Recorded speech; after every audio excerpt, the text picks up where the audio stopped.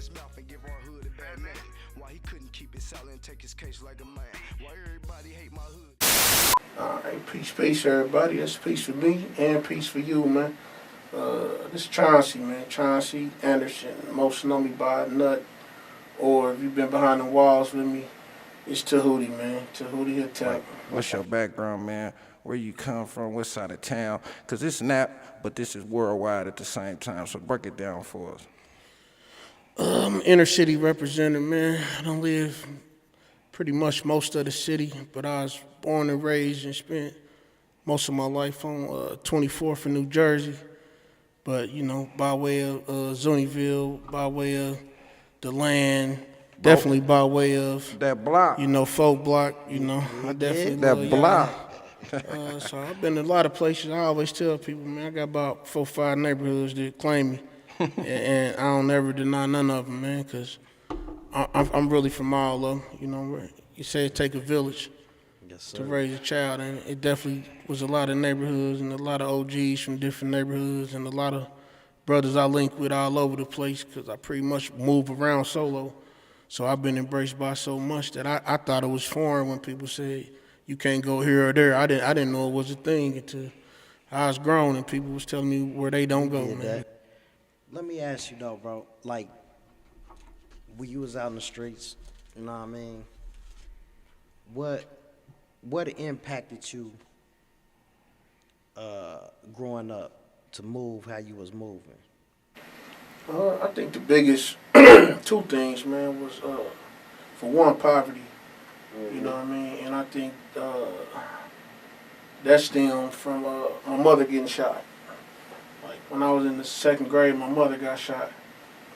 You know what I mean? And like my pops, he was already, it was like teenagers when they had me. So I never remember my parents being together. But my pops caught a case when my mother was pregnant with me. And he caught a case, and he ended up, I guess in them times you can do like a diversion plan to go to the service. So he went to the Marines. Mm-hmm. So he was stationed elsewhere. And then like I said, my auntie bit a lady ear off in the neighborhood when we was young.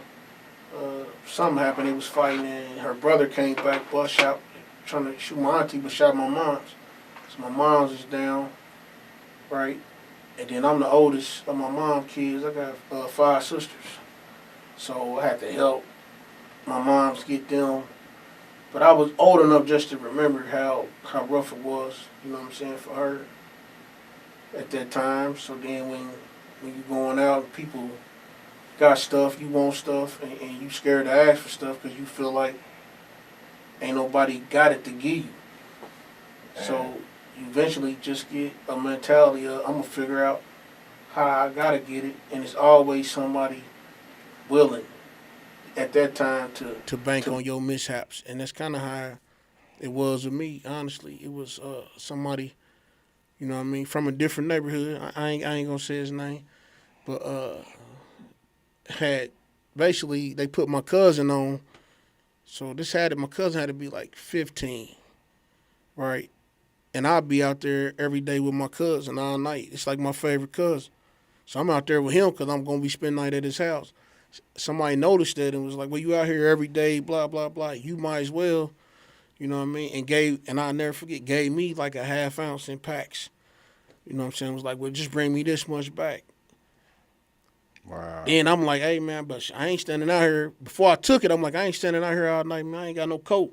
He went and gave me, I'll never forget, a Buffalo Bill starter and gave me a sack, bro. And it was just... That's how you took off. And it just was that, it was just that simple, just overnight, right? 13, somebody give you a sack, you need it, you know what I mean? Because at the time, like I said, I might be the last one to eat. Well, not second to last, because I ain't going to lie. My cousin, he put something in me that most grown-ups can't put in you, right? Because his situation similar to mine, but I remember, like, vividly this story, right? I remember we all over the house deep, right? And everybody eating raviolis or whatever.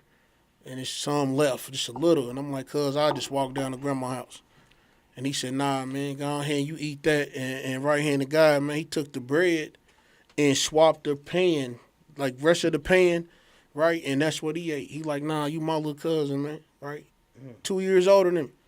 Like, nah, man, you gonna always be to make sure y'all cool. So that I took that form on from that day on, like with my sisters and them. No matter what I got sacrificed, right?